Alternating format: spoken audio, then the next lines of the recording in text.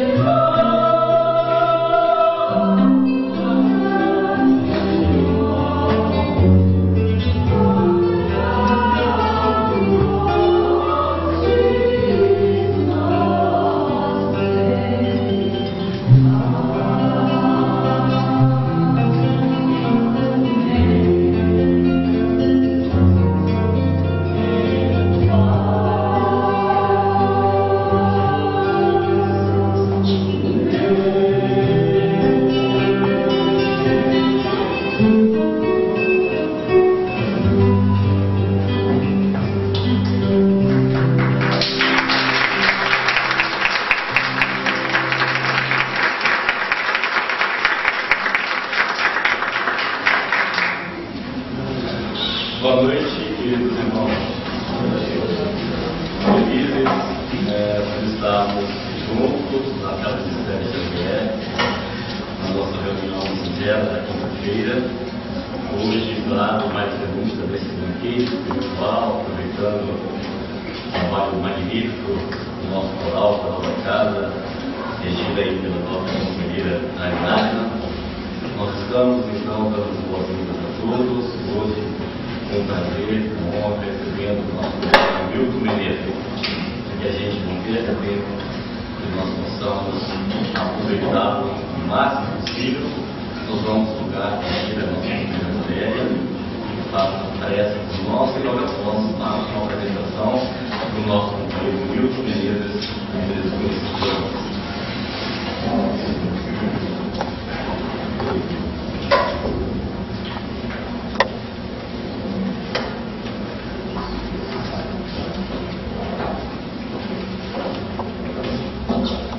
Boa noite a todos.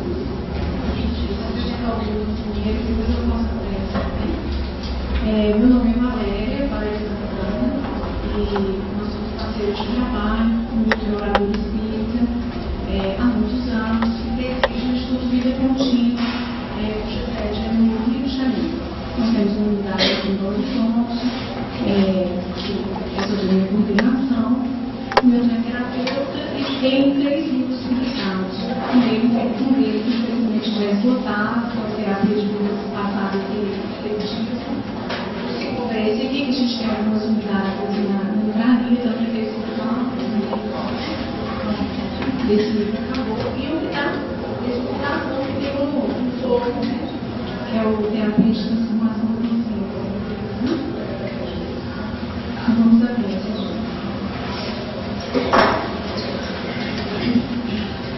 queridos, a toda essa casa, que o teu carinho e o teu amor possam encher os nossos corações de alegria por estarmos aqui reunidos, em nome de Jesus.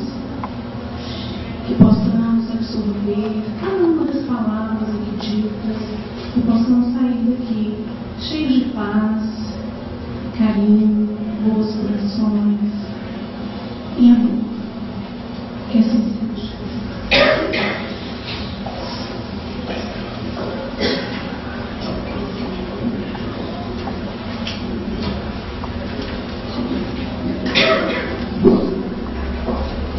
Meus irmãos, boa noite. Boa noite. Muito imagina, estar aqui agora à distância. É uma alegria muito grande poder estar aqui com vocês essa noite. E agora essa semana, né? Uma semana especial para essa casa. E a alegria de poder estar aqui nessa comemoração. Eu costumo dizer que em festa de casa espírita a gente estuda, né? A gente não comemora, a gente estuda, né? E esse vai ser o nosso objetivo aqui. Procurar trazer algumas reflexões, trazer algum tipo de pontos de observação sobre o tema que vocês devem ter visto na programação, que fala sobre um dos principais desafios que nós observamos hoje no mundo atual, nas dificuldades do comportamento das pessoas no mundo atual, que gira em torno das frequentes queixas em relação à autoestima. Nós, normalmente, principalmente aqueles como nós que trabalham com a área da saúde mental, que trabalham no atendimento, no suporte, no auxílio, na orientação de pessoas, ou até no atendimento fraterno nas casas espíritas, observamos um crescente número de casos, de relatos, onde parece que a queixa principal é essa redução, essa baixa autoestima, ou seja, caracterizando então vários quadros que se apresentam a nós e às vezes de difícil solução. Muitas vezes considerado por alguns como algo facilmente superado. Para aqueles que passam por esse tipo de problema, não é tão simples ou tão fácil assim. E o meu objetivo aqui, é claro, que é essa nossa proposta, apesar de trazermos todo um percurso profissional na área da psicologia, A minha preocupação sempre, permanente, quando a gente aborda esse tipo de assunto, é procurar trazer a reflexão espírita de como, então, a visão espírita pode nos ajudar a compreender, compreendendo esses casos, a entrar também nos processos de superação, nos processos de desenvolvimento dessa autoestima quando ele se depara ou conosco, quando experimentamos em nós algumas dessas tendências a uma baixa autoestima, ou com aquelas pessoas com as quais a gente vem a se relacionar, seja no âmbito da família ou numa relação de ajuda, qualquer que seja. O nosso objetivo é procurar trazer, então, qual é a ampliação que a doutrina espírita, a visão espírita pode nos oferecer. E, complementando a preocupação de procurar trazer isso para o nosso dia a dia. Porque muitas vezes a gente observa que a nossa reflexão espírita, e esse é um problema, entre aspas, para nós espíritas, porque procuramos e temos na doutrina espírita um sinnúmero de orientações, de instruções que nos parecem tão coerentes, tão irresistivelmente coerentes, que faz com que a gente esbarre uma grande dificuldade no nosso dia a dia, que é implementar isso na nossa vida diária. De tal forma que nós observamos muitas vezes os conflitos que nos atingem quando já entendemos tudo isso, mas não conseguimos colocar em prática. Eu costumo dizer que nós temos essa característica, né? Da boca para cima a gente entende tudo. Da boca para cima a gente entende tudo. Eu estou ficando velho. Que antes eu falava que era do olhinho para cima, agora já mudei há muito tempo, né? Da boca para cima a gente entende tudo. Por quê? A gente entende tudo, a gente relaciona Kardec com a psicologia, com a filosofia, Jones, André Luiz, e além de tudo falamos disso. Então, da boca para cima está tudo certo, né? Somos capazes de entender tudo. O problema é da boca para baixo. Quando temos então que vivenciar, temos que colocar em prática aquilo que nós já entendemos. E aí observamos grandes dificuldades. No campo dos problemas envolvidos com a autoestima, nós temos que tomar um certo cuidado, uma certa precaução, porque, apesar de muito frequente, né, as queixas, os relatos de problemas com a baixa autoestima, nós vamos observar, quando avaliamos de uma forma um pouco mais aprofundada, que algumas vezes nós temos uma visão distorcida e aquilo que se relata, aquilo que se traz como queixa, não é um problema de autoestima. Não é um problema de uma baixa autoestima. Existem algumas distorções que a gente precisa observar e ver nesse sentido o que uma visão espírita de homem pode nos ajudar a compreender nesses casos. De um modo geral, quando nós falamos de uma baixa autoestima, né, e esse auto é de pessoal, né, de própria, de estima própria, nós estamos falando das pessoas que, de alguma forma, se estimam um pouco, ou seja, não gostam de si mesmas. Em resumo, nós podemos dizer que é isso, né? Ou seja, nós nos deparamos com problemas de baixa autoestima quando reconhecemos nessas pessoas uma reduzida capacidade de amor próprio, de gostar de si mesmas, de estimar aquilo que são, aquilo que fazem, tendem então a desenvolver vários quadros de desvalorização, vitimização, né? Quais são as características que vocês normalmente identificam em pessoas que vocês imaginam que possuem uma baixa autoestima? É uma pergunta. Não precisa brigar, um de cada vez. Nós estamos aqui numa casa de fraternidade, então é só assim, só para a gente pontuar algumas coisas, para a gente partir daqui evoluir alguma coisa. Assim, rápido, é só alguns pontos. A característica de pessoa. Submissão. Pessimismo. Vou ter que anotar. Quem mandou perguntar? Né? Submissão. Pessimismo. O que mais? Superioridade. É a mesma faceta, né? Depois a gente vai falar sobre isso. Inferioridade. Principalmente os complexos de ver, né? Aquelas pessoas que sistematicamente se julgam tão inferiores. A princípio, elas partem de uma impressão que são inferiores às outras. Né? Ou seja, sempre vão encontrar alguma coisa que as coloca numa posição notadamente inferior, diferente, pior do que a outra. Né? O que mais? Revolta. Pessoas com baixa autoestima têm revolta? Tem. Né? É um processo não muito típico, mas muito comum. A gente se revolta com o quê? A gente não, o pessoal sofre disso, a gente sofre disso. Aqui ninguém sofre disso, aqui todo mundo estuda Evangelho, livro dos Espíritos, então não temos esse problema. Mas nós temos que nos preparar para poder ajudar essas pessoas lá fora que sofrem disso, né? Então aqui ninguém sofre mais disso, não é? Não, vamos deixar isso para lá, vamos lá. Revolve por quê? Por que fulano tem mais do que eu? Isso. Por que fulano tem mais do que eu? Por que então será que eu não tenho isso e o fulano tem? Isso na verdade tem outro nome também, né? A inveja costuma trazer esse tipo, expressa esse tipo de avaliação. Quando a gente deseja o que o outro tem, na maioria das vezes a gente só quer ter o outro tem sem fazer o esforço que o outro fez para conseguir, né? Tem aquela inveja que eu chamo de inveja construtiva e a inveja destrutiva. As duas são ruins, mas uma é pior do que a outra, né? A inveja destrutiva é aquela assim, que tem que sujeito dele deve ter roubado, deve ter ser corrupto. Não, mas só pode ser. Tem algum tipo de coisa, não? Tem assim, vocês conhecem pessoas assim, né? Deve ter lembrado. A gente vai falando, a pessoa vai lembrando de pessoas assim.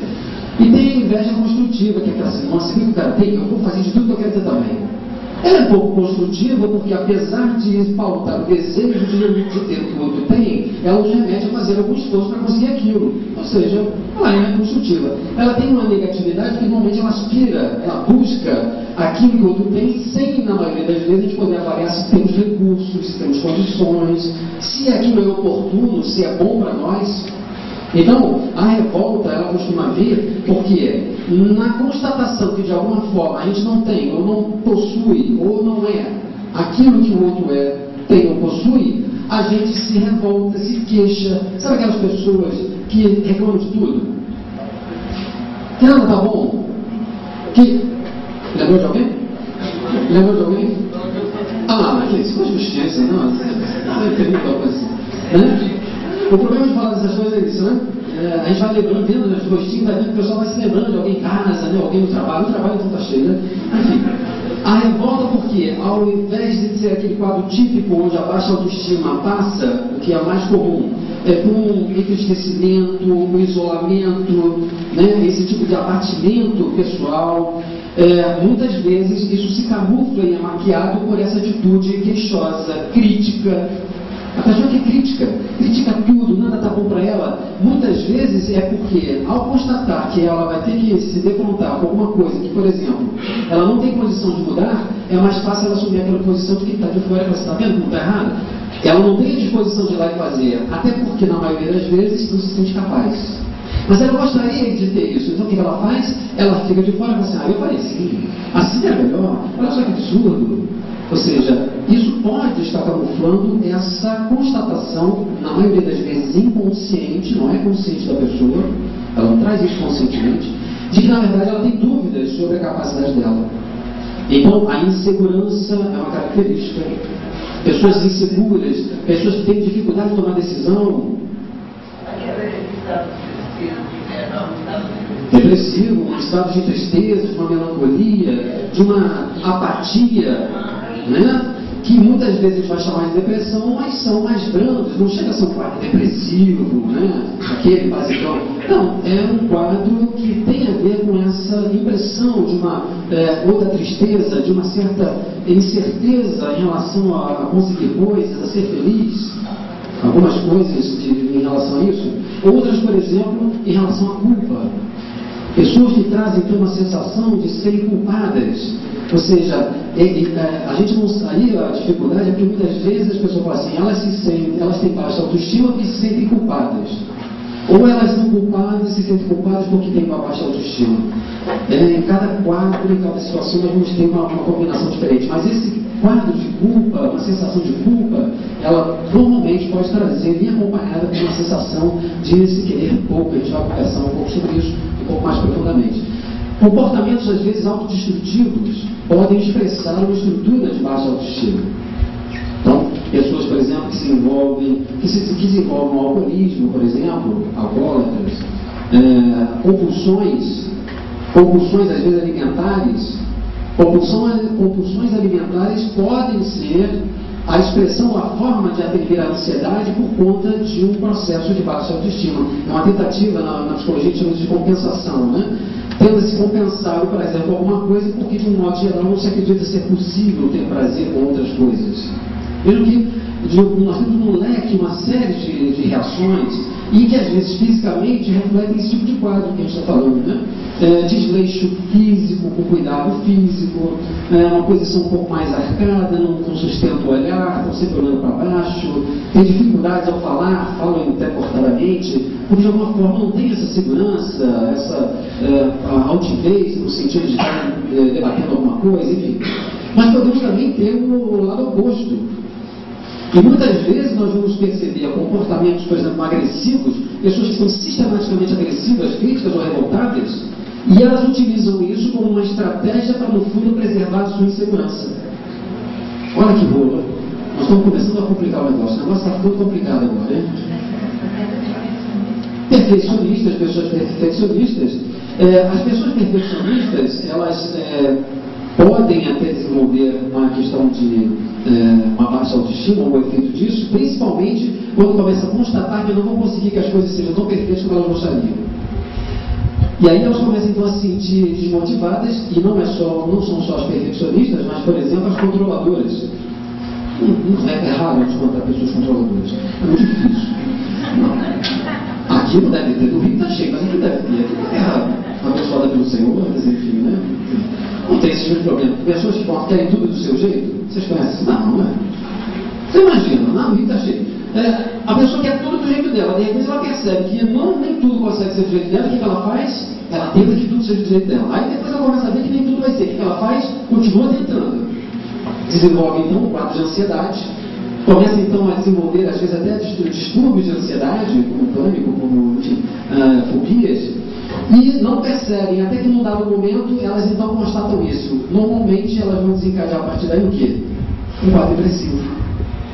E aí a depressão nesses casos, não em todos, mas nesses casos, ela é como se fosse uma falência daquela ilusão que a pessoa tinha de que tudo ia ser do jeito que ela queria, que ela preferia. Então, ela fala assim, vou brincar mais disso não. Gostei dessa brincadeira, não vou brincar mais disso não. Então, são reações e que a gente hoje constata que são atribuídas e normalmente tratadas pela psicologia tradicional numa referência muito coerente com a proposta de uma ciência materialista. Né? Normalmente, a gente vai poder entender que o problema da autoestima, ele na verdade é uma questão de ponto de vista. Porque uma pessoa, ela desenvolve um ponto de vista sobre si mesmo que tem esse tipo de reação. Uma outra pessoa, diante da mesma situação, do mesmo quadro, tendo um outro ponto de vista, não vai desenvolver aquele quadro de baixa autoestima. Então não tem alguma coisa objetiva que possa falar assim, isso causa baixa autoestima. Não tem, porque as reações são altamente, totalmente subjetivas. Ou seja, o que envolve uma questão, uma reação, por exemplo, de submissão, de pessimismo, por exemplo, do pessimismo, vamos falar primeiro desse conjunto. Quer dizer, aquilo que esse ponto de vista que a gente está se referindo, que cada um de nós desenvolve, são, na verdade, compostos por um sistema que a gente chama de sistema de crenças, valores e sentido. Como assim? Todos nós, inconscientemente, às vezes mais conscientemente, mas com certeza muito inconscientemente, nós desenvolvemos uma série de crenças sobre nós mesmos, sobre a vida, sobre o que é importante, valores, coisas que nós acreditamos que são importantes para a nossa felicidade, para a nossa segurança, para o sucesso. Ou seja, são crenças e valores, na maioria das vezes inconscientes, que norteiam o nosso comportamento, as nossas reações, ou então o sentido. Ou seja, cada um de nós aqui acaba, mesmo sem pensar nisso, atribuindo um certo sentido para a vida, um certo sentido para o fato de estarmos encarnados, um sentido para o nosso trabalho, um sentido para aquela nossa sensação de reconhecimento, aceitação, de ser amado. Então, quando a gente estabelece um sentido, e a gente estabelece esse sistema de crenças e valores, quando a nossa ação ou o meio corresponde a esse sistema de crenças e valores, a gente está bem. Quando alguma coisa acontece que parece ferir ou atender a uma crença desequilibrada, uma crença limitante, nós tendemos a desenvolver um quadro de baixa autoestima. Por exemplo, o pessimismo, para a gente exemplificar. O pessimismo. Qual é a crença do pessimista? O que ele acredita? Tudo vai dar errado. Ele olha para o quadro e vai para aquele ponto mais negativo, ou seja, ele acredita que tudo vai dar errado. Então, como ele inconscientemente já parte do pressuposto que tudo que vai acontecer, a grande possibilidade de dar errado, ele tende a olhar e a privilegiar o que dá errado, e na maioria das vezes, dá errado mesmo. E aí acaba reforçando isso. Está vendo? Eu sou um azarado. Está vendo? É só comigo. Está vendo? Parece que só comigo que acontece isso. Aqui eu não sei com quem que é. Lá no vídeo fala que é com aquele sujeito que aconteceu do Botafogo. Sempre acontece alguma coisa ruim, né? Então, essa é uma crença e tem uma visão desse homem, um ponto de vista sobre ele mesmo, onde ele não consegue enxergar uma possibilidade positiva. Ele não confia na sua capacidade ou até na lógica da vida que coloca aquela situação de uma forma positiva, de uma forma pelo menos proveitosa para o seu aprendizado, etc. Então, é desse sistema de crenças e valores que nós estamos falando. De tal forma que, então, as pessoas, mesmo em situações que para nós que estamos de fora, aparentemente são positivas, são boas, aquela pessoa se sente, por exemplo, infeliz. Então ela tem tudo para ser feliz, mas ela diz que está sempre infeliz. A gente fala, como é que pode? Ela tem um ponto de vista sobre ela mesma, onde ela não acredita que ela, por exemplo, mereça ser feliz. Se eu tenho uma crença de que eu não mereço ser feliz, que graça tem viver? Se eu tenho uma crença inconsciente de que, na verdade, eu mereço punição porque eu sou um pecador, como é que eu posso desfrutar daquilo que é bom? Eu posso ter algo no meu psiquismo que me empurra exatamente a confirmar isso. Por isso que é muito difícil, em alguns casos, uma mudança pura e simples dessas reações, porque elas demandam um nível de conhecimento mais profundo sobre si mesmo. Então, por exemplo, da confiança e da insegurança. Algumas pessoas são altamente autoconfiantes em relação a que vão tentar, vão se esforçar. Outras já partem com aquela sensação, com aquela impressão de que não vai dar certo. E aí o que acontece? Normalmente deixam os seus projetos no meio do caminho, nunca conseguem terminar. Conhece pessoas assim? E tem um padrão que elas entram em alguns projetos, seja profissional, de escolar, de formação, pessoal, qualquer. Ela começa, vai indo bem e de repente tudo desanda, tudo parece estar errado, ou então ela deixa. Então, essa baixa autoestima tem a ver com essa crença de que, na verdade, não vão ser capazes, que elas não merecem, etc. Então, outros casos também muito comuns nesse tipo de quadro é quando há uma diferença entre a imagem, a autoimagem física ou psicológica e aquilo que se idealiza. Por exemplo, eu queria ser mais bonita. Por que eu coloquei feminino, né? Não sei porquê. Eu queria ser mais... eu queria ser mais poderoso.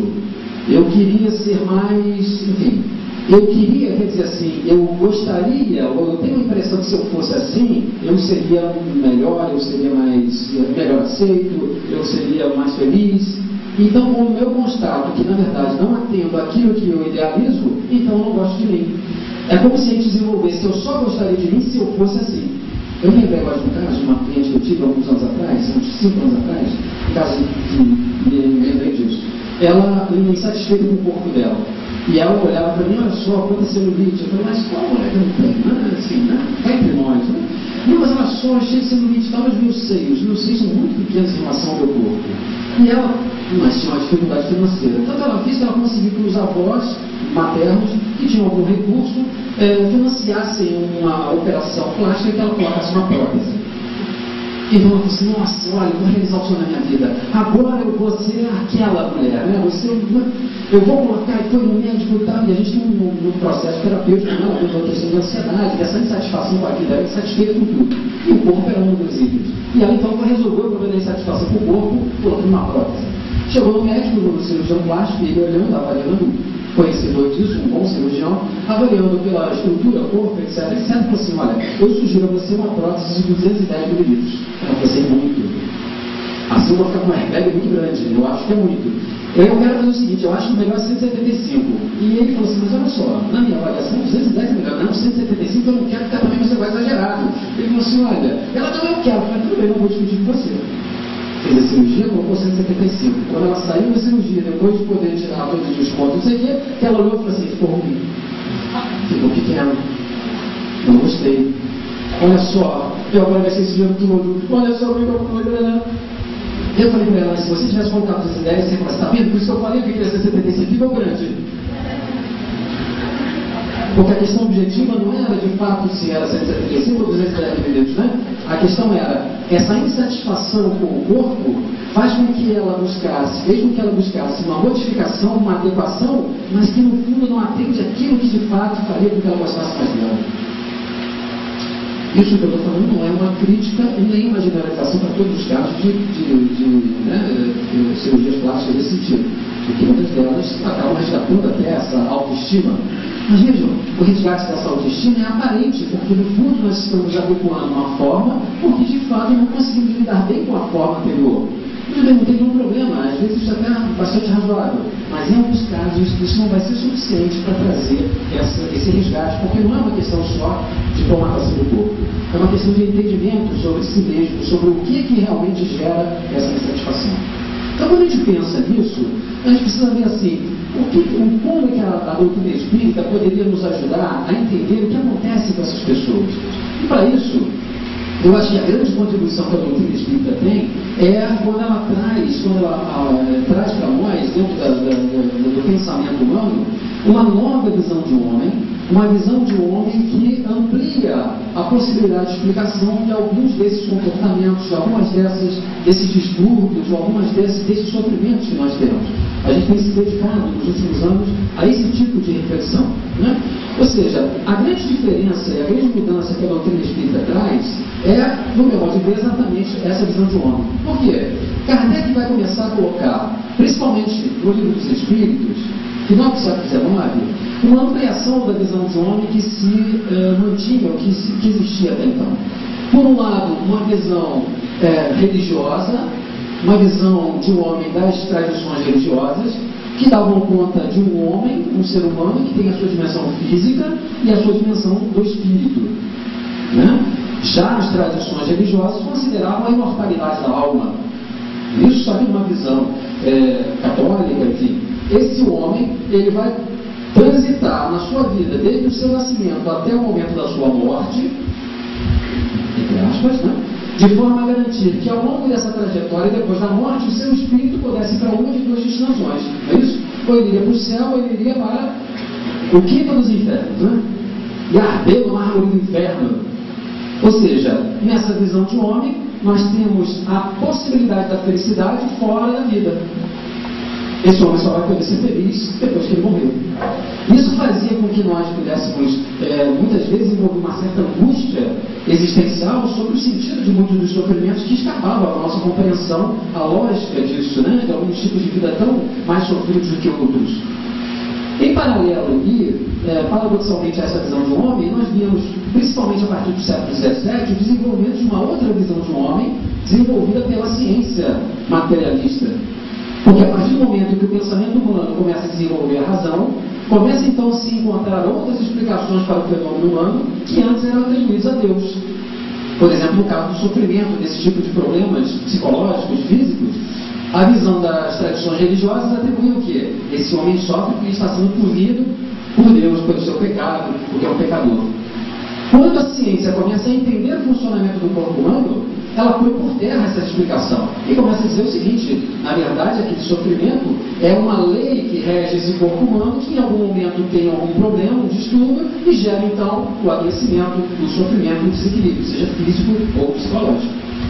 Então, essa é a visão materialista. E nessa visão, houve uma divisão, nessa visão do homem, houve uma divisão desse homem. É como se a ciência falasse assim: tudo aquilo que é concreto, tudo aquilo que é material, tudo aquilo que é palpável, que pode ser observado e testado no laboratório, vai ser objeto de estudo da ciência.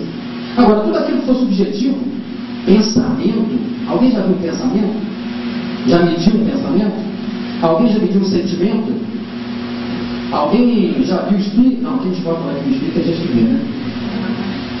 Ou seja, a ciência vai dizer assim: tudo isso então que não é material, isso fica por conta da religião, que vai dividir esse homem em dois. A grande diferença do doutrina espírita é que Kardec vai trazer para nós uma visão onde, e os espíritos vão trazer isso para Kardec, onde, além da dimensão do corpo físico, além da dimensão desse nível de consciência, do ego, do corpo físico, e além da dimensão do espírito, os espíritos vão dizer que todos nós, seres humanos, temos uma outra dimensão, uma dimensão intermediária, semimaterial, etérea, plástica, etc., que é o perispírito. É o conceito de perispírito, é esse conceito síntese de perispírito que é fundamental para nós entendermos esses fenômenos humanos. Porque o perispírito, diferentemente do que muitos espíritos acreditam, não é apenas mais um corpo. Porque senão a gente vai cometer o mesmo erro da ciência materialista, só que em vez de dividir um homem em dois, nós vamos dividir um homem em três. E eu costumo dizer, brincar, que em vez de fazer o dualismo cartesiano, nós vamos fazer o trialismo kardeciano. Divide o homem em três separadamente. Na verdade, o perispírito, o conceito de perispírito, é uma dimensão intermediária entre a dimensão do espírito e a dimensão do corpo físico. Sendo intermediária, ela então intermedia todas as ações e reações que nós temos ao longo da nossa vida. Ou seja, todas as situações que são estímulos para nós, todas as situações que nós vivemos, quando nós vamos responder a esses estímulos, essa resposta é processada pelo nosso ser como um todo. Ou seja, nós respondemos diante de uma resposta que passa pelo nosso ser como um todo. O nosso perispírito está integrado nessas reações, nesse convívio o tempo todo. É por isso que tudo aquilo que a gente vive, tudo aquilo que a gente pensa, tudo aquilo que a gente faz, as nossas ações e reações, as nossas aspirações, estão influenciando e sendo influenciadas pelo nosso perispírito. Essa é a grande contribuição que a doutrina espírita vai trazer. Por quê? Dentro dessa visão de homem, quando então, dessa forma, esse homem, esse ser desencarna, a primeira consequência importante nessa visão de homem é que ele não morre com a morte do corpo físico. Ele perde o corpo físico e continua mantendo a sua estrutura de espírito e perispírito. E se ao longo da vida tudo isso que a gente viveu ficou registrado e ficou de alguma forma marcado no nosso perispírito, o que muda quando a gente desencarna? Nada. Nada. Tem gente que fica imaginando que a gente desencarna e depois que a gente desencarna, lembra Luiz, missionário da luz, e ele fica imaginando que depois que a gente desencarna, a gente sai do corpo, vestes amarronzadas, meio atordoado, é removido para aquela pleiade de espíritos superiores, não é isso? É levado para o hospital da espiritualidade, tratado, depois vai para os trabalhos e depois vai para o planejamento das reencarnações, não é isso? Até Luiz diz isso, né? Missionários da luz, mas ele diz assim: aqueles de nós que estão um passo à frente da consciência é capaz de participar do seu processo reencarnatório. Joana de Anjos, no Despertar do Espírito, psicografia de Divaldo Pereira Franco, ela fala que a maioria de nós é levada ao mecanismo da reencarnação pelo atavismo das nossas necessidades. Desencarnamos e continuamos sendo a mesma pessoa. Por quê? O mais importante nessa visão de homem é que quando a gente perde o corpo físico, esse ser que sobra, ele continua vivo. Mais do que continuar vivo, ele continua mantendo os principais atributos do indivíduo. Mesmo sem o corpo, ele continua pensando, ele continua tendo sentimentos, ele continua tendo vontade, ele continua tendo memória, etc. Ou seja, tudo aquilo que nos caracteriza como indivíduos são então atributos do ser espiritual que nós somos, e não atributos da matéria, como a ciência materialista imagina. E se então trazemos marcado nessa forma de pensar, na forma de sentir, na forma de ser, naquilo que nós valorizamos, no nosso perispírito, mesmo quando desencarnados, diante dessa visão de um homem, quando vamos reencarnar, e no momento então que esse ser espiritual vai se ligar, no momento em que o óvulo vai ser fecundado pelo espermatozoide, isso aqui é um óvulo, isso aqui é um espermatozoide. E isso aqui é um ser humano, eu esqueci de apresentar a vocês, né? Quando esse óvulo vai ser fecundado pelo espermatozoide e esse ser espiritual vai se ligar aqui, ele vai então começar a trazer essa ligação, ele vai trazer então toda a sua forma de ser, aquilo que ele vem trazendo das encarnações, de forma a desenvolver até que esse indivíduo nasça, ou seja, que ele saia dessa ligação mais estreita com a mãe, ele vai trazer as bagagens, a marca que ele traz, que vai imprimir, inclusive no desenvolvimento desse corpo, aquela sua característica. Mas muito mais do que as características físicas, se nós costumamos ouvir André Luiz como cicatrizes perispirituais, esse indivíduo vai trazer para esse ser, que vai se desenvolver até um novo adulto, não só as marcas físicas. Vamos colocar perispírito nele, né? Ele não vai trazer apenas as características físicas para esse indivíduo, ele vai trazer as características de personalidade. Aquela forma de ser, a forma de pensar, se projeta e se desenvolve naquele ser em função da bagagem que ele traz. Eu tenho uma boa notícia e uma má notícia. Qual que vocês querem primeiro? A boa? Não vamos dar má primeiro, gente fechado, a gente está falando de autoestima, gente. Pra cima, né? Pra cima. Daqui a pouquinho a gente vai cantar a musiquinha. Eu tenho uma má notícia e uma boa notícia. A má notícia é, se é assim, tudo aquilo que acontece com a gente, todos os tipos de problema que a gente tem, todos os sofrimentos, inclusive as quedas ou as baixas autoestima, são única e exclusiva responsabilidade nossa. Esse é um dos grandes problemas. Depois me lembra de falar a boa notícia, porque às vezes eu começo a falar e depois o pessoal me fala, e a boa notícia? Eu esqueço a boa notícia, né? Esse é um dos problemas que tem feito, por exemplo, a psicologia tradicional colocar uma excessiva culpabilização dos pais dos problemas de autoestima dos adultos. Porque, de alguma forma, a psicologia tradicional, considerando que esse indivíduo ele começa a sua trajetória psíquica no nascimento,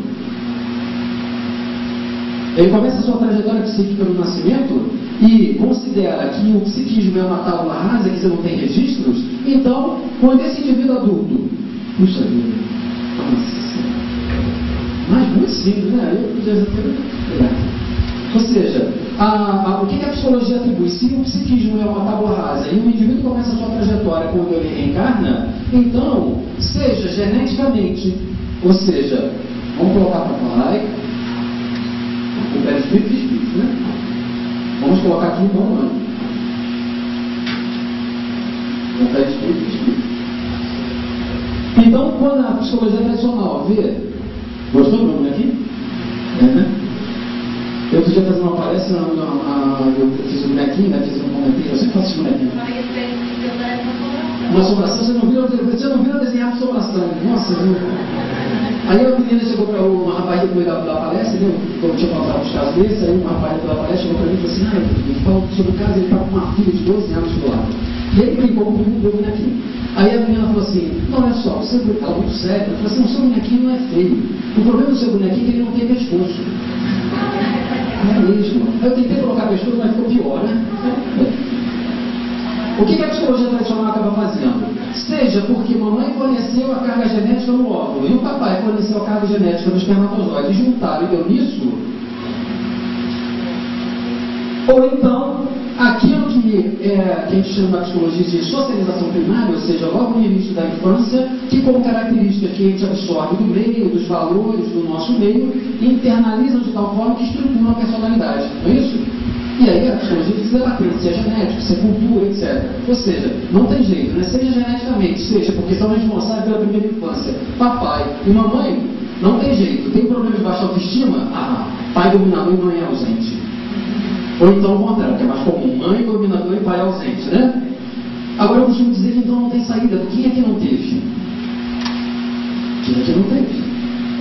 De alguma forma, algum nível de ausência, ou superproteção, ou dominação do pai e da mãe.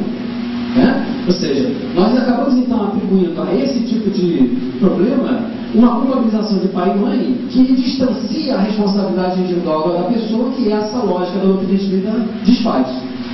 É claro que isso não quer dizer que a influência de papai e mamãe não tem uma influência decisiva na estruturação dessa personalidade. Mas na maioria das vezes, no desencadear, no desabrochar, aquilo que esse indivíduo traz no seu espírito das suas experiências anteriores. Ou seja, se a gente não tem aqui uma tendência, por exemplo, de uma experiência de vida passada, onde a gente tendo tentado alguma coisa, deu tudo errado, e a gente ficou com a sensação de que a gente é um fracasso, se a pessoa vem com essa lógica, com uma experiência como essa, é natural que então um ambiente familiar pouco confiável, pouco fortalecedor, vai desencadear o quê? A sensação desse sujeito que é um fracassado. Ele vai desenvolver uma sensação de que ele não vai conseguir nunca. É claro que se ele tem um ambiente familiar mais estimulador, ele tende até a atenuar isso. Mas em algum momento da vida dele isso tende a aflorar. Por exemplo, quando uma professora fala assim, você é um burro, você não aprende nada. E ele ativa aquela crença e fala assim, eu não sou burro, não sei nada, não vou conseguir nada, etc, etc. Então, ou seja, se ele não tiver e não trouxer isso na sua bagagem, ele não vai desencadear. Então, todos os problemas, sejam eles psicológicos ou físicos, são única e exclusiva responsabilidade daquilo que a gente vem trazendo ao longo das nossas reencarnações. Então, essa é a grande mudança da visão espírita de homem, porque ela traz para o indivíduo a responsabilidade sobre as suas reações, os seus sofrimentos e as suas mudanças. Essa foi a má notícia. Mas é também a boa notícia. É a mesma. É a mesma. Porque também, se é assim, não depende de ninguém de fora para poder empreender o processo de transformação, de mudança. Só depende da gente. E aí também nós incorremos no erro e ficamos imaginando que então papai, mãe e mãe é que vão salvar a gente da nossa baixa autoestima, ou o terapeuta, ou o médico principal da casa. Eu adoro isso. O médico principal da casa é ótimo, né? E a gente quer fazer passe, aí a gente quer o médico principal da casa, né? Tomando que não aconteça isso, senão eu não fiquei mal agora, entendeu? Aí o sujeito vai fazer passe, aí entra na fila e fala assim, conta, 1, 2, 3, 4, então ele fala aqui, tem que sentar aqui, briga o outro para chegar para lá, para quê? Para na hora de sentar, você está lá, esse é o passe, né? Porque a gente fica imaginando então que aquele potencial magnético daquele indivíduo, que pode efetivamente ser bem interessante, ele vai então trazer para mim o alívio do meu problema. Quando a gente não fica lá na casa espírita, a gente não vem para se aquela casa não é boa. Kardec fala que você tem harmonia da equipe, aquela equipe não precisa conversar. Eu vou para outro centro. Ou então vou melhor, vou montar o meu centro, que não é garantido, né? Não é garantido, né? Vou montar o meu centro, é garantido tudo funcionar do meu jeito. O melhor jeito, né? Essa visão, ela vai poder então mostrar e trazer para nós a responsabilidade, inclusive, do processo de superação, por exemplo, de uma baixa autoestima. Além disso, na visão espírita de homem, nós temos uma outra característica e um outro fato importante no entendimento disso, que é uma visão evolucionista do ser humano. A visão espírita é uma visão que o ser espiritual, que somos nós, reencarnados nesse momento, estamos em permanente processo de evolução e crescimento espiritual. De tal forma que a gente vem, no nosso processo, desde a nossa origem, deixa eu vou colocar a origem aqui. Deixa eu tirar a mamãe da jogada aqui. Deixa eu tirar a mamãe da jogada. Dentro da visão espírita, nós viemos de uma origem, como dizem os espíritos, simples e ignorantes, e viemos ao longo de um processo permanente buscando alcançar o ápice do processo evolutivo. Ou seja, a gente vem na origem dos tempos simples e ignorantes, muito mais ligados à nossa dimensão material. O corpo físico, as necessidades do corpo físico. Leon Denis, no livro O Problema do Destino e da Dor, ele tem uma frase que eu gosto muito, que ele diz o seguinte: nós podemos comparar a evolução do universo à evolução do homem. O que mudam são as escalas das proporções. Então, se é assim, a gente pode comparar o processo de evolução espiritual do homem com o processo de evolução da Terra. Então, se a gente pegar lá no início do desenvolvimento da Terra, do nosso planeta, quando a gente era aquele bando de macacoide, todo mundo peludo, né? A gente tinha a preocupação de quê? O que era importante para a gente? Sobreviver. Como? Então o que a gente valorizava? Comer, beber, fazer sexo para procriar, para manter a espécie, se abrigar. Eram necessidades básicas, muito mais ligadas à dimensão material do que qualquer outro tipo de aspiração, né? Porque nesse momento a dimensão física é a mais forte, é a mais pregnante na nossa história. E a gente vem então ao longo das reencarnações buscando o ápice, né? O projeto final do nosso desenvolvimento, da nossa evolução, que é o quê? Gente, nós estamos procurando um negócio que ninguém sabe o que é. Isso é grave. A perfeição nisso que é o quê? Nós vamos chegar lá, pois é, mas o que é a perfeição?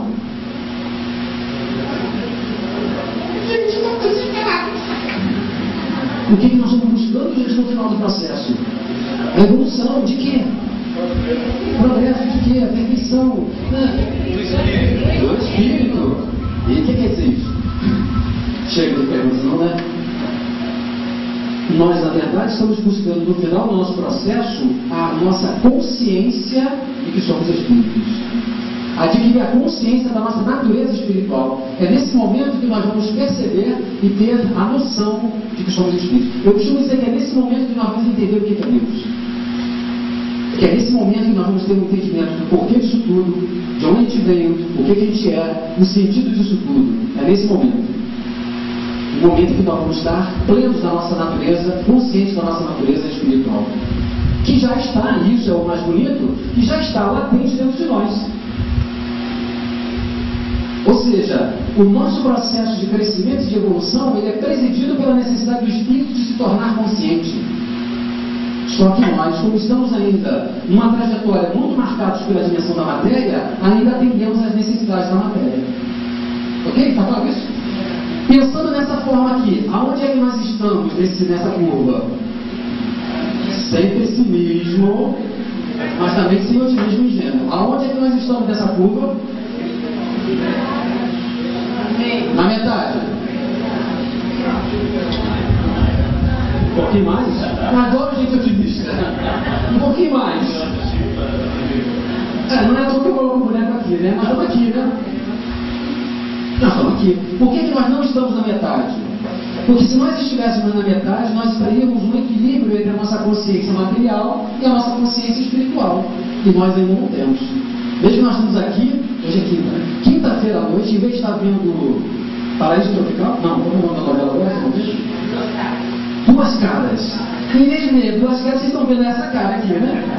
Ou seja, nós estamos tentando entender que negócio é esse de espírito, como é que é isso, que evolução, será que eu estou fazendo certo, será que eu não estou, será que a minha autoestima está alta ou está baixa? Nós estamos tentando entender esse negócio, então não estamos aqui no meio do caminho. Nós estamos aqui, ou seja, temos um predomínio ainda na nossa natureza material, do ego, dessa dimensão da realidade, e temos apenas um vislumbre da nossa natureza espiritual. É por isso que estamos aqui. Está claro isso? Não sou eu que diz isso. Isso aqui está no Evangelho segundo o Espiritismo, capítulo 3. Mundos primitivos, planetas de prova e expiação, mundo de regeneração, até chegarmos nos mundos ditosos e a perfeição. Por que isso é importante para nós? Porque a maioria dos casos, no meu ponto de vista, das questões que envolvem a baixa autoestima, tem a ver exatamente porque nós estamos num momento de transição, onde ainda privilegiamos tanto a realização no campo da matéria, que estamos começando a perceber que isso não é suficiente para deixar ou tornar-nos felizes. Só que a gente não consegue ainda ver que o outro sentido que a gente vai buscar na vida. Então a gente continua buscando as coisas e começamos a perceber que elas não são suficientes para trazer a prova da felicidade. De tal forma que podemos começar a entender que se é assim da forma como a gente está colocando aqui, e Kardec coloca isso na comunicação dos espíritos, podemos entender então que a nossa reação aqui, quando temos uma baixa autoestima, ela muitas vezes é ocasionada, não é porque a gente gosta menos da gente, sabe por que é? É que a gente vem ao longo das reencarnações colocando como objetivo da vida conquistas que estão no campo da matéria, no campo ainda do nosso ego. Estamos acostumados, desde o início dos tempos, a sermos egoístas. Joana de Anjos fala isso, de uma forma muito interessante, quando ela fala o seguinte: no início dos tempos, todos nós somos egocêntricos. E tínhamos que ser, porque naquele período, disputando comida que era rara ou recursos muito raros, a gente tinha que pensar em quem primeiro? Na gente. A gente estava com fome, tinha um mamute lá, o que a gente tinha que fazer? Mata o mamute, pega o mamute, vem alguém querendo pegar o mamute, bate na cabeça dele, se ele é mais forte, tudo bem, pode ficar, né? Não é? Ou seja, naturalmente nós somos egocêntricos, ou seja, nós temos uma visão centrada em nós. Por que os Espíritos dizem que nós somos simples e ignorantes no início dos tempos? Simples de quê? Nós somos simples nas nossas necessidades. E nós somos ignorantes de quê? De nós mesmos. Não temos consciência do que realmente nós somos. Nós temos uma dimensão muito parcial, apenas limitada ao corpo físico. Achamos que somos o corpo. Até hoje, vocês me veem e vocês acham que eu sou muito merecedor por causa desse corpinho que nos fala, né? Ninguém está vendo meu espírito. Graças a Deus, senão não mostra o problema, né? Ou seja, nós somos simples e ignorantes e a gente vem caminhando isso. E o problema então é que, naturalmente, nós somos egocêntricos no início do tempo. O problema não é esse, o problema é que a gente gostou. E quando a gente começou a perceber que aquilo que a gente fazia pra gente, e a gente tinha algumas coisas que conseguiam então sobrepor o outro alguma coisa, a gente achou isso bom. Aí desenvolve aquela tendência nossa de querer então, na comparação, sermos o melhor do que os outros. Aquele famigerado do nome dele? Orgulho. Alguém conhece isso? O que é que é mais orgulhoso e egoísta? Todo mundo estuda Evangelho segundo o Espiritismo, todo mundo estuda o livro dos Espíritos, ninguém mais é orgulhoso e egoísta. Diz os Espíritos, são as chaves da humanidade, então ninguém mais é orgulhoso e egoísta, não é isso? O pessoal fala assim, mas olha só, mas eu vou lá no centro, eu vou toda semana, estou no básico, lá no centro, a gente fala uma coisa assim e tal, né? No final de semana eu vou lá e vou no orfanato, caso de ouro de garotinho, com muito catarro. Isso não é um gesto de humildade? É um gesto de humildade. Até chegar no centro e alguém substitui ele para fazer a prece de encerramento no dia da festa. Ó. Ele vai, está instalado para fazer a prece, e ele está todo lá preparando a prece. No setor, aí chega o presidente e diz assim: nossa, nós temos um visitante aí, lá na federação, nós convidamos ele para encerrar. Você se incomoda? Ele, não, claro que não. Não, claro, a gente imagina. Por favor, chegue, né? Aqui na Jesus disse que chega lá no final para minha frente, claro, você cita isso, né? E aí fica ali, né? Aí senta. Aí o sujeito começa a fazer a prece, começa lá, tá vendo? Não, se monta. Falar de miséria de beleza aqui, que nós Sérgio Xavier, miséria de beleza tem nada a ver, tá vendo? Isso não dá, né? A gente, daquele sentido de ser um destaque, de ser alguma coisa de privilégio, uma importância, a gente fica meio engano, porque de alguma forma isso tira aquela situação especial da gente. Tira aquele reconhecimento de alguma coisa que parece que a gente contribui em especial. Então nós nos acostumamos com o orgulho, mas não é aquele orgulho arrogante. Eu sou melhor do que todo mundo aqui. Esse aqui quase ninguém deve ser mais aqui. Mas temos então os filhotes do orgulho e do egoísmo que corroem a cada um de nós. E aí então não é uma questão de quem é ou quem não é. É o quanto que nós somos. De tal forma que algumas vezes a reação dessa pessoa como adulta, ela é de uma baixa autoestima, porque ela ainda está buscando se autoafirmar como forma de valorizar e reconhecimento de que ela é importante, de que ela é boa ou de que ela é feliz. E aí a gente vem projetando ao longo das reencarnações de tal forma a nossa realização no campo físico, que a gente só acha que vai ter sucesso se a gente se destacar em relação aos outros. Então eu tenho que ser o primeiro, eu tenho que ser o número 1. Faço então o maior esforço para passar o número 1. Mas o número 1 é só um, né? E tem um monte de gente querendo ser o número 1. Só um vai ficar. Quem fica no número 2, o que acontece? Puxa vida, não valeu a pena. Olha só, nadei e morri na praia. A frustração, e aí a gente fala que o sujeito está sofrendo baixa autoestima, na verdade é o quê? O ego dele está tão inchado que ele acha que ele só seria importante se ele fosse o número 1. Mas eu digo a vocês, né, que chegar no número 1 é um problema sério. Por quê? O sujeito faz o maior esforço para chegar ao número 1. Está até comemorando. Quando ele chega no número 1, então agora ele está realizado, não é isso? Não, ele está preocupado que o número 2 está doido para puxar o tapete dele para ir para o número 1, né? Então ele não se sossega. Ou então ele chega no número 1, ele chega nessa condição e fala assim: agora, chega no número 1. Cadê a tal da felicidade? Cadê?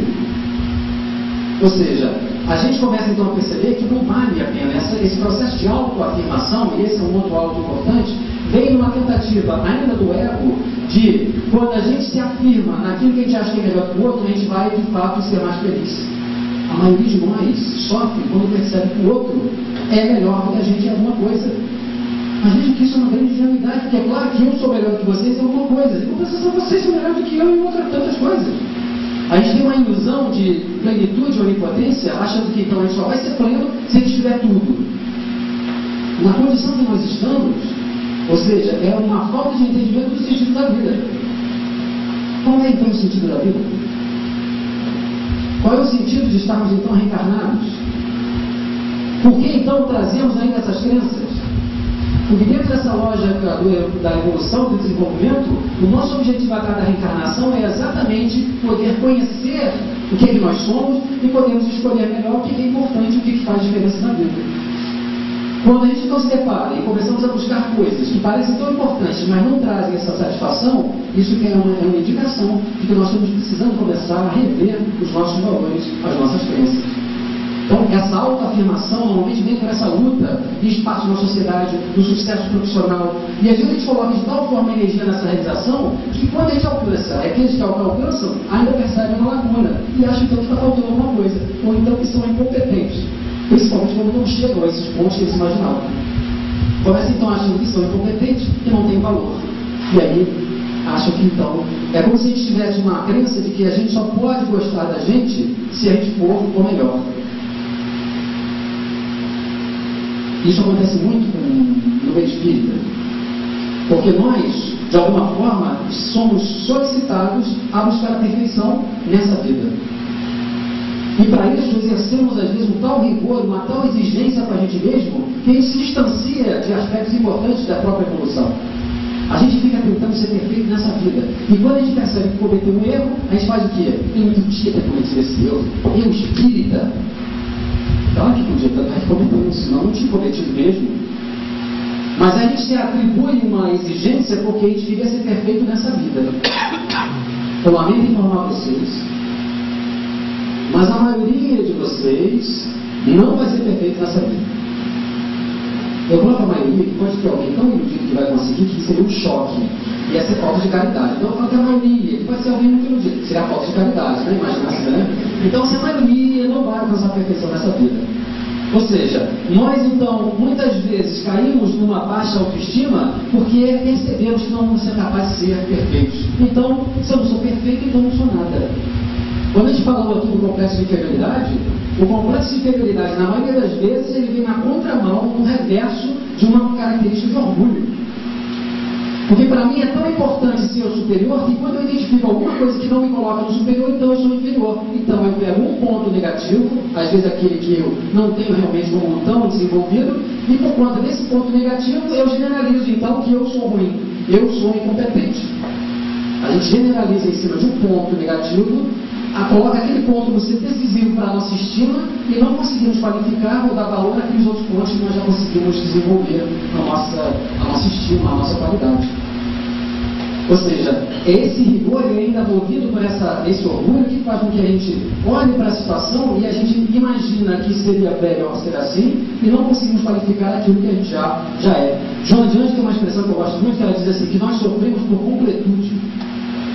Nós sofremos pelo que falta completar para ser perfeito. E não vivemos a plenitude do que nós já somos. Nós não vivemos a plenitude do que a gente já conseguiu e olhar com um equilíbrio para aquilo que a gente falta conseguir. A gente se pode já ter conseguido aquilo que a gente não conseguiu. Isso acontece também nos processos de culpa. Tem pessoas que desenvolvem uma baixa autoestima porque elas trazem de vida passada uma crença de que de fato não são merecedores de ser felizes nessa vida. Como a gente viu aqui, essa crença, ela quando é estabelecida numa situação vivida por esse indivíduo, ela fica de tal forma marcada no seu perispírito, que quando ele desencarna, isso pode permanecer. E ele então, hoje, ainda mantendo aquela crença, apesar de não se lembrar disso, como a gente viu aqui que as nossas reações são pautadas pelo processo do espírito como um todo, na hora que ele vai então ter um comportamento, uma ação, que pressupõe desfrutar da vida, buscar uma coisa e ser feliz, tem uma crença que fala assim, mas você não merece. Então ele se abate, porque ele inconscientemente acha que de fato ele não merece ser feliz. Veja que nesse caso não é uma questão só da pessoa não gostar de si mesma. Normalmente é uma questão de rigor dessa pessoa, porque ela não consegue aceitar que em algum momento ela cometeu um erro. Joana de Anjos, também do Despertar do Espírito, tem uma expressão que eu gosto muito, que ela diz assim que o erro, quando a gente erra, é uma tentativa equivocada de se fazer o melhor possível. O erro é uma tentativa nossa de fazer o melhor possível naquele momento. E depois a gente percebe que talvez não tenha sido tão bom. Talvez a gente depois perceba que tinha uma consequência que a gente não podia imaginar ou prever. Agora, a gente só consegue perceber isso depois. E a gente se cobra de ter sabido disso antes. Isso é um rigor que faz com que a gente se prenda numa avaliação negativa porque a gente quer ser, no caso do nosso orgulho, porque a gente quer ser melhor do que a gente é. A gente queria ter sido melhor do que a gente era, porque eu tinha que ter adivinhado e pensado numa coisa que não era possível para mim. Olha só que é claro que então, se eu estou preso a isso, o que eu vou desenvolver? Se eu estou movido pela culpa. Quando a gente não é movido pela culpa e ela reflete aqui, qual costuma ser a nossa reação, o nosso comportamento? Começa com algo e termina com punição. Isso, autopunição, né? Se eu sou culpado, então o que eu faço? Eu mereço sofrer. Esse binômio culpa-autopunição é um dos mais difíceis de ser mudado, porque ele vem com esse rigor. Eu tive uma cliente há algum tempo atrás, que ela dentro do processo regressivo, ela estava vivendo isso, né? Uma baixa autoestima, não gostava de si mesmo, e ela falava assim, eu acho que não é bom viver porque eu me sinto culpado de tudo. E nós vamos abordar no processo regressivo essa culpa que ela não sabia de onde vinha. Então fizemos uma primeira regressão com ela, onde ela se vê, nesse momento da regressão, ela vê uma situação no passado, onde ela é casada com um homem, e ela se dá conta de que esse homem está tendo um amante. Só no passado que aconteceu isso, depois não aconteceu nada. ela percebe então que esse homem tem uma amante, ela então muito apaixonada por ele, fica tão desiludida, ela fica desesperada, ela está cega por conta daquilo, ela não sabe o que faz, ela está com uma filha de 5 anos, numa sacada, e ela está muito desesperada, até que ela vê quando ele vai chegando. E quando ela chega, ela vê que ele vai chegando, ela fica mais transtornada ainda e ela se vira. Quando ela se vira, a criança cai. Quando a criança cai em cima da grade e morre. Quando ela vê isso, ela percebe que ele ainda está entrando, ela foge desesperada, apavorada com o que fez, porque ela julga que ela teria empurrado ou negligenciado. Ela vai para o fundo da casa, entra por uma plantação até chegar num abismo, e ela se joga e se mata. Quando ela desencarna, ela então tem essa frase: como é que pode uma mãe fazer isso com uma filha de 5 anos? Como é que eu posso ter feito isso? E ela então percebe no peito dela uma energia preta da culpa que a aprisiona e prende o seu coração. E é essa culpa então que ela percebe que ainda traz até hoje. Nessa hora então ela começa a chorar muito na sessão, no momento da regressão, ela começa a chorar, e eu ajudando ela a passar por isso, eu falo assim: o que você acha então, a visão que você tem disso, o que parece que ocasionou isso? Ela fala assim: eu fui culpada. E ela atribuía isso com uma culpa. E ela então fala assim: então quando você hoje não, nessa baixa autoestima, como é que pode alguém ser feliz tendo feito isso no passado? Isso ela na regressão chorando muito. Aí um da momento ela fala assim: eu estou percebendo que alguém está entrando na sala.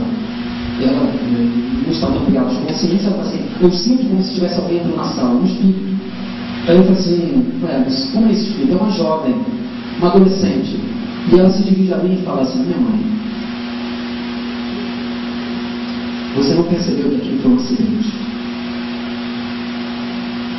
Eu já te perdoei há muito tempo. Só você é que ainda não se perdoou.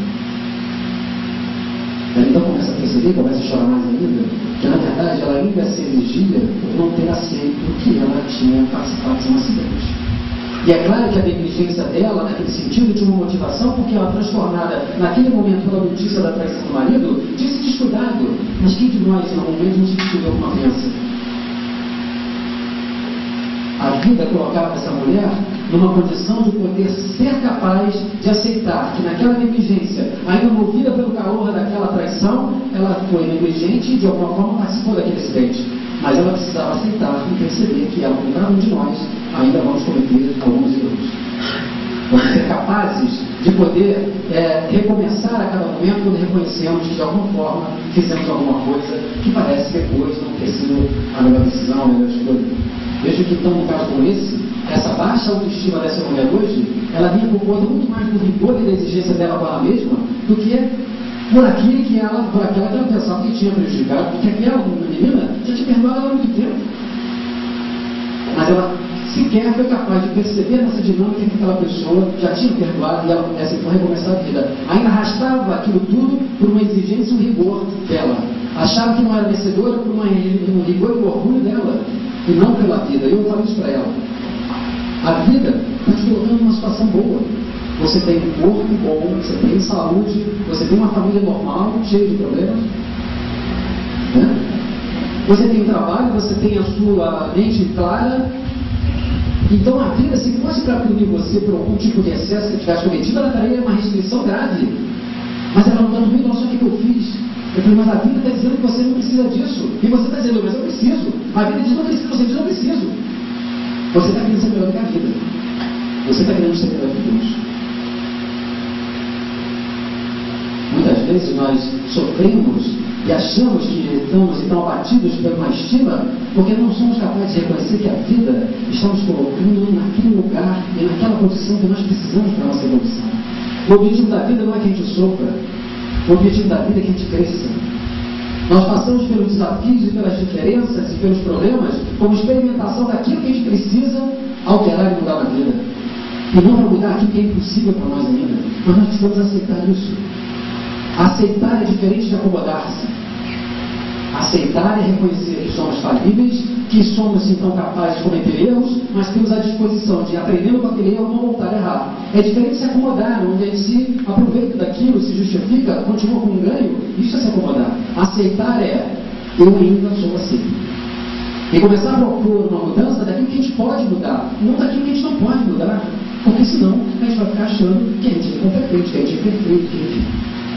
O processo de autoestima começa quando a gente começando a perceber o objetivo e o sentido da vida, a gente percebe que está no corpo certo, na família certa, na profissão certa e na casa espírita certa.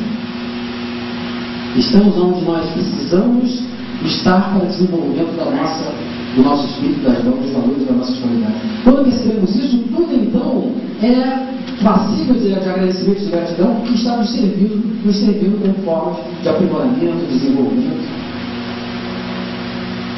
Então vejo muitas vezes a questão da baixa autoestima nada mais é do que ainda uma dificuldade nossa de reconhecer que somos famílias, de reconhecer as nossas dificuldades, as nossas limitações e nos propor positivamente um processo de mudança, mas uma mudança tranquila, com calma, com serenidade, não com rigor excessivo.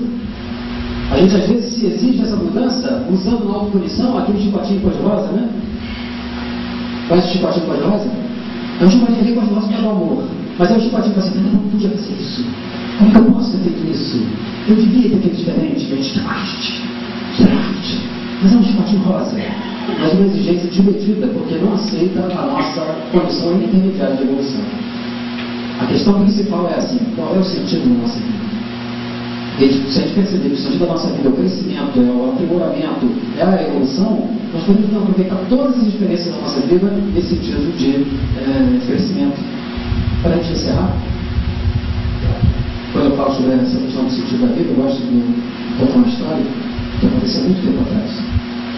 Essa história conta de um homem que estava em busca do sentido da vida. Ele queria encontrar o sentido da vida e começou a perguntar para todas as pessoas, religiosos, gurus, intelectuais, qual é o sentido da vida, e não se satisfazer com as respostas. Até que um dia um homem falou para ele assim: existe aqui na região um poço mágico. Um poço mágico.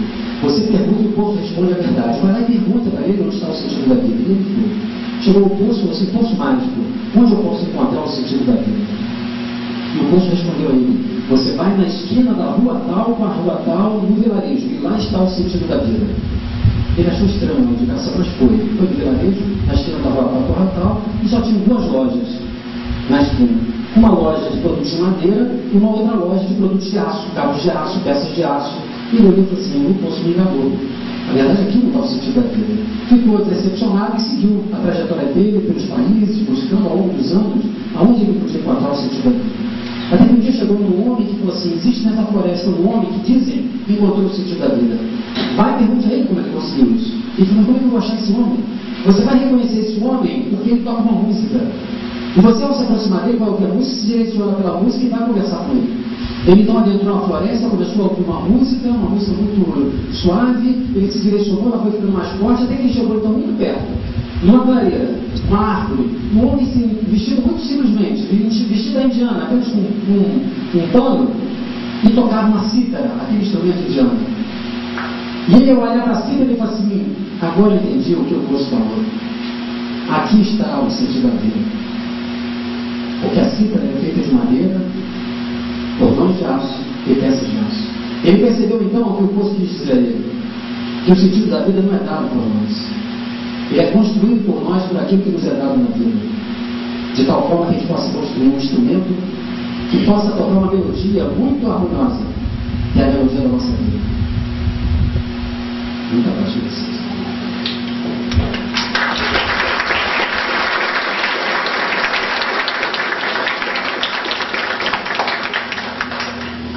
Pois é, felizes, nós queremos, com sinceridade, agradecer ao companheiro de Felizes, em nome da nossa casa, a Casa de Sérgio Xavier, em nome de toda a nossa direção, por esta explanação esplêndida, por esta aula.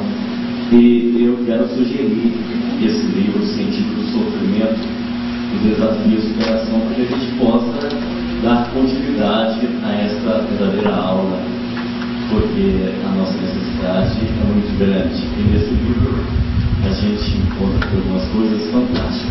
Por exemplo, a dor, muitas vezes, é inevitável. O sofrimento, não. Então, o nosso querido Milton, ele diz que deixar sofrer é muito mais um processo de compreensão, de mudança, de transformação e atitude. E fui resumindo Muito obrigado de coração, viu? Deus abençoe.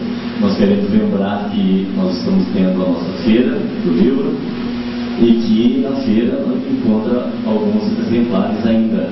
Isso com certeza eu vou levar, porque eu preciso muito. Nós vamos pedir a nossa companheira Ariadna para executar mais uma peça, mais uma música, e logo após uma música nós vamos fazer a nossa prece. Hein? Ah, sim. Como é que eu completo o nosso...